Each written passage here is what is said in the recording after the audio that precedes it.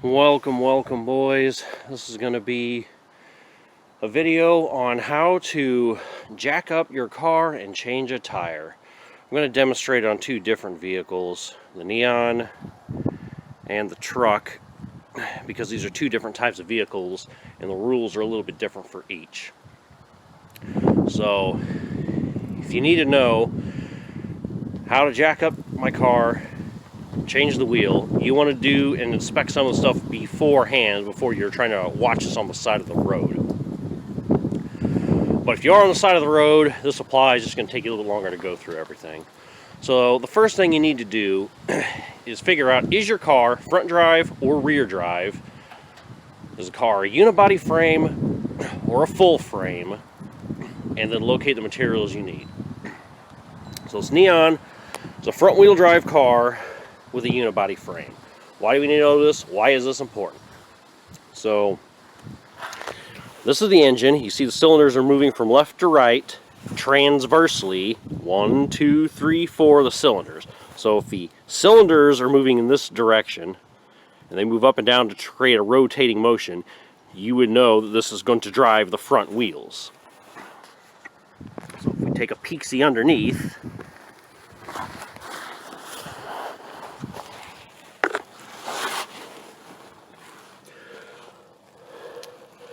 we can see there's a CV axle.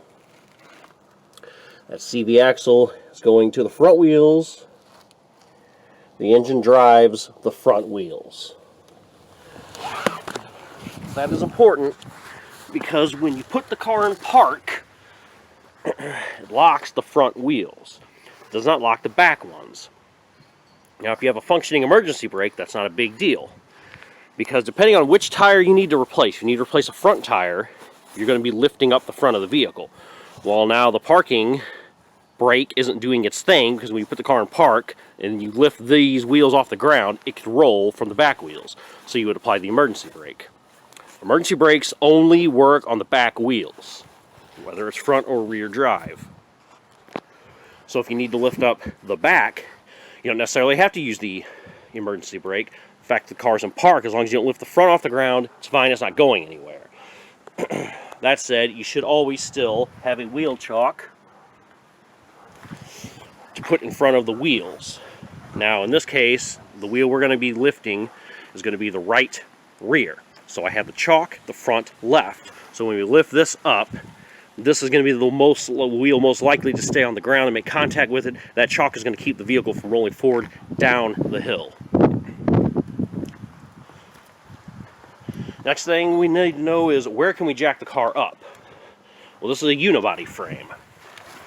In other words, the body is the frame. It's all one piece. Unibody. So, where can you lift the car? Anywhere along this pinch weld. Some people will make the mistake of trying to lift from the very thin piece of metal here under your floorboards and damage the car. So you need a very solid piece of steel where you have multiple pieces of steel welded together. Now, this is a very rusty example, but the pinch weld is more or less intact where you can still jack the car up from here for now. Other places you can lift the car would be a suspension component, or if you needed to lift the entire front of this vehicle, you could put your jack underneath the metal here and go right to the solid piece of steel that connects all the suspension components from the right of the car and from the left of the car. That subframe is very solid here. I think that cooler is mounted to. You would put your jack right in the middle there and lift it up, and that would lift the whole front of the car off the ground. Then, of course, in that, if you were to do that, that wheel chock would not want to be on the front wheels. You want to move it to the back, in whichever direction the car would most likely roll towards once you lift the front wheels off the ground. Now let's go take a look at the truck. Okay, so we're at the truck. Truck is now rear wheel drive, as you can tell. You can see the spark plugs 1, 2, 3, 4. And then on this side, 1, 2, 3, 4. Which means there's 4 cylinders on this bank and this bank. The engine is mounted longitudinally, which means it's not going to drive the front wheels, it's going to drive the back wheels. Why is that important? Because when you put the car in park, if it's an automatic, you lock the back wheels. The emergency brake also only locks the back wheels. There is no locking of the front wheels. Generally, we're going to gloss over the fact that this is a 4-wheel drive. We're going to pretend it's a standard rear-wheel drive car, not unlike the BMW or the Crown Vic. Look under here, you can see the engine. We're going to ignore the front differential for now. But you can see the transmission's up there. And then there's this drive shaft that goes all the way to the back to the rear differential, which drives the back wheels. So how do we know that this is a full frame car? Well, this is the body. You can see there's a pinch weld here where this body does meet other parts of the body underneath, but there's this big frame that goes all the way from the front to the back. If you look at the truck from a distance, you notice the bed is its own piece. The cab is its own piece. So what holds these two things together? Well, both of these body pieces are bolted to a frame. You can see the frame moving through here, down there. As I showed earlier, it runs along the whole length of the truck to the front. So where can you jack this vehicle up from? Anywhere on that frame. If you want to lift the entire front of the truck, just like the Neon I showed, you want to go underneath to a nice steady piece of the truck, which would be this support right here. You can see this control arm is bolted to this subframe, as is that control arm on that side. So, you know, the weight of the car is essentially from this frame down here on that. That's where all the suspension components are bolted onto. They're bolted onto the frame. You can put your jack here in the middle and lift the truck up from here if you wanted to get the entire front off the ground. If you only needed to get one wheel off the ground in the front, anywhere on this frame, closer to the wheel the better. At the lowest point would be best, so somewhere around here or forward or over in here. You could also lift up from the suspension if you needed to. Or up back, any place near this frame, so right around here. Or if you need to lift the entire rear end, you would have to chalk the front wheels. But from the differential itself, you could put your jack under the diff in the middle and lift the truck up from there. It would lift the whole rear of the truck up. It would compress the suspension and then lift the truck up from the axle. And you could do whatever work you needed to do. Change your wheels. Now, locating the parts you're going to need to change this. Well, on the truck, here's the rear wheel. It's a full-size spare. Under the truck. It's fixed with a little cable. And there's a hole here by the plate. There's a tool inside the truck that you would put through there and rotate like a crank. It would lower the spare tire. And then down here I have my gloves. I have a scissor jack, which I tend to not like to use, but if you're on the side of the road, you don't have access to a full hydraulic floor jack, so all you have is scissor jack is going to have to do. You have the different tools in here which you can use to make your lug wrench, and then you can combine these to get the leverage to open and close or lift and raise and lower the jack, and also remove the spare. And then the wheel chock back here too. This is a smaller wheel chock for when you're on the road, but it does the same thing as that big rubber one.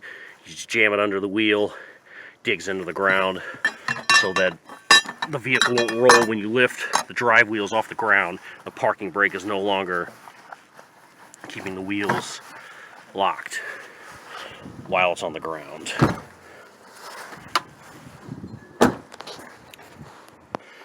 In the case of the Neon, the trunk is a lot more disorganized. However, we do have more options in here, just like my BMW. We have a 4-way lug tool, a single lug tool, which we use to drive the scissor jack, and a single lug wrench. But we also have smaller hydraulic floor jack. So we have more options. And also somewhere in here is the wheel chalk. It's a smaller one like that one that was on the truck. But since I'm in my garage, I just grabbed my wheel chalk from up there for the demonstration purposes on this car. Okay, so now that we've located all the materials, we're going to lift up the car, and then we're going to change that wheel. Alright, you're in position. This is the back right wheel. Chalk is on the front left, on the front. We're going to use the hydraulic floor jack for this one. Now, if your tire was flat, you would need to use the scissor jack because it's a lower profile.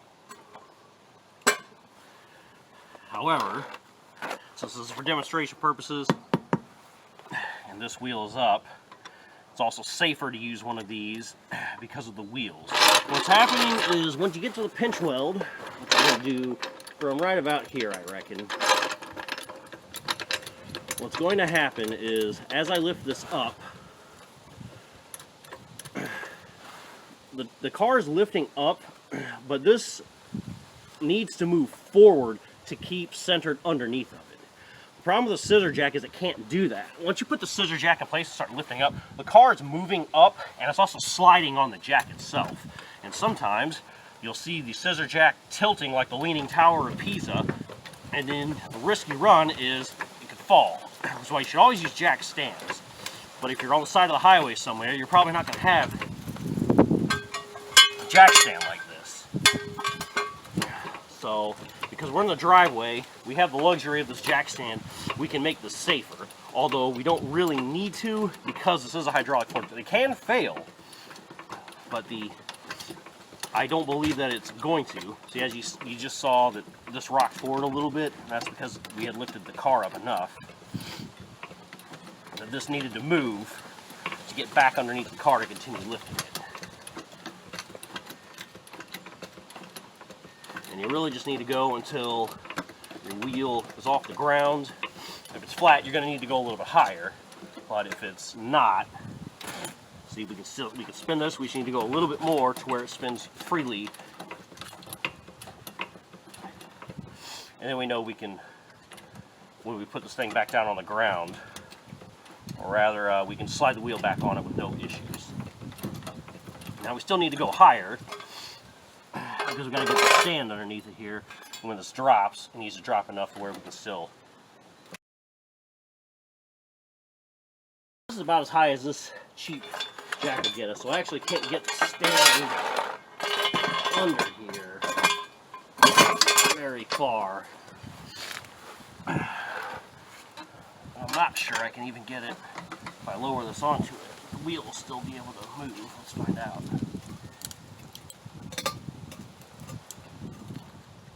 Okay, so now all the way till the stand.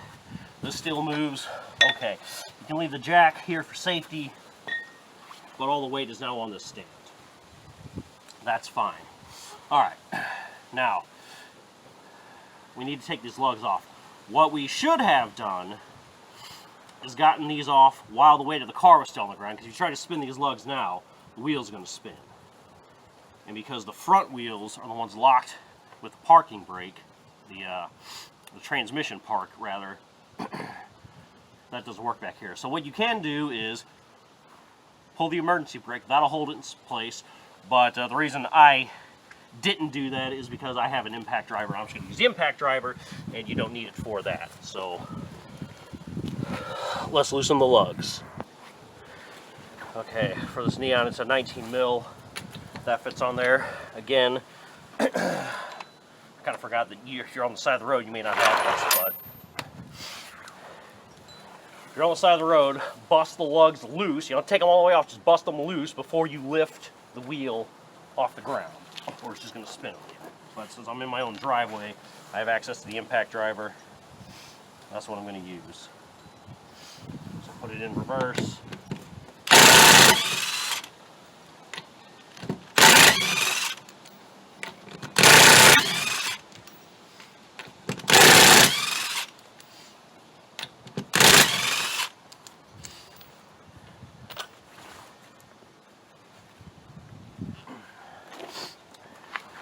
may get a little stuck sometimes or seized on there, rust or something.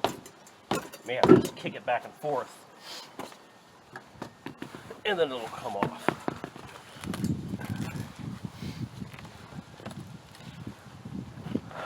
Alright, that's the wheel off, and after confirming you actually do have a spare that has air in it, you put the new one on and then torque it down to spec. So I'm not going to grab a new one, we're going to pretend that this is the spare.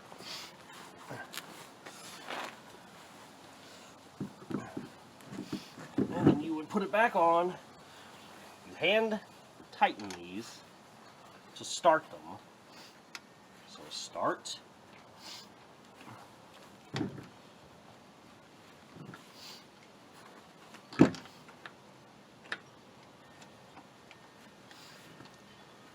And then when you put them on,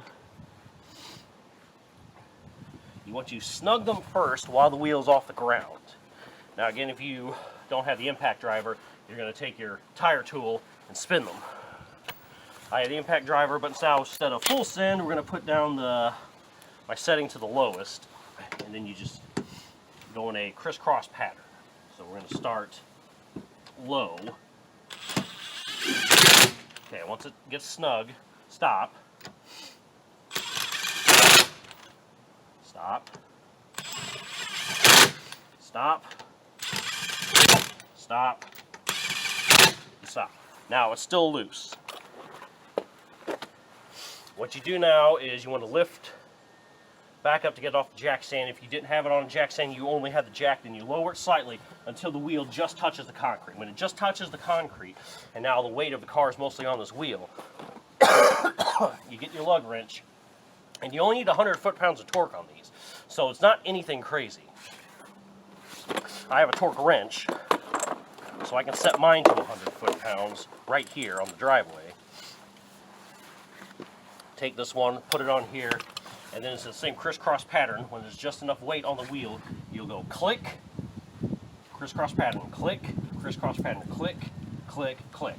100 foot-pounds on all of them, and then lower the car back down on the ground all the way. And that's how you change the tire. You only need, now if you're already saying, well, I don't have a torque wrench, I don't know how much 100 foot-pounds is. It's not as much as you would think. You do not need to like get the world's biggest breaker bar and just crank these things on here until you snap the bolts off. 100 foot-pounds is not that much. You just snug them. Put them to where they're a little snug, like, okay, that feels kind of snug, and then that's it. It's just tight. You just want them tight. You're only putting the spare on to get to your tire shop, assuming you have a donut. Now, if you have a full-size spare like me, you can drive it indefinitely. Well, then, yeah, just do the full 100 foot-pounds of torque, drive it like so on your full-size matching spare until you get to where you need to go. The BMW has a full-size spare. My Crown Vic has a full-size matching spare. It's the same tire that's on all four of the wheels normally. So I can put the spare on there, and it makes no difference. Same with the truck. The winter tires, my spare tire underneath of it is the same winter tire as the other four.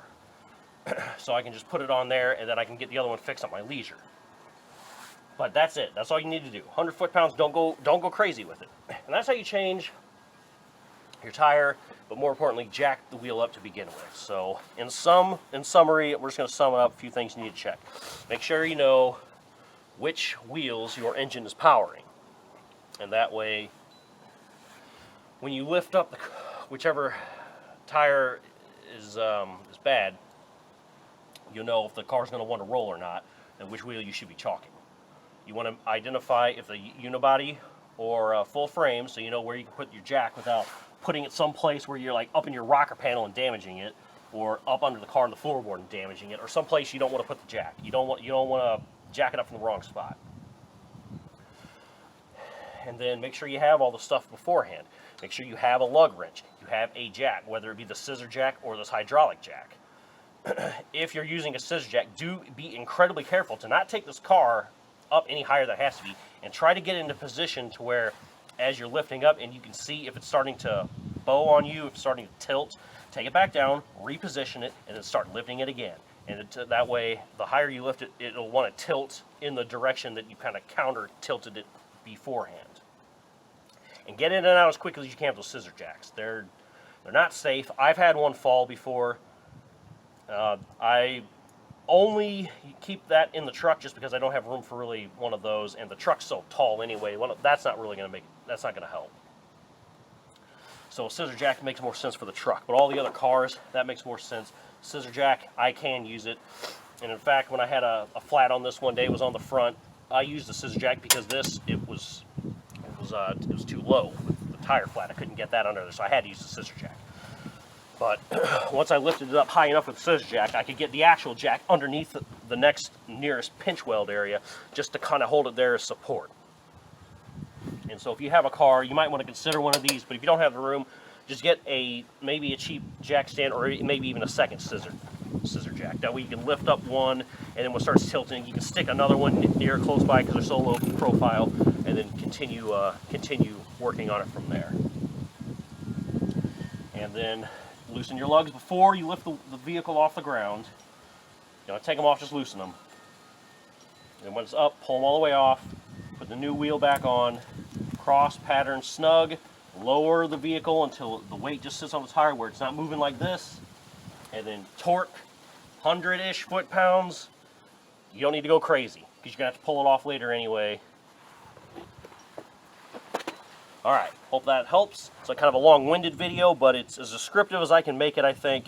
And if you're on the side of the road, you got nothing but time anyway. Learn how to do it right, and then you should be safe, you should be fine, you'll be back on the road in no time.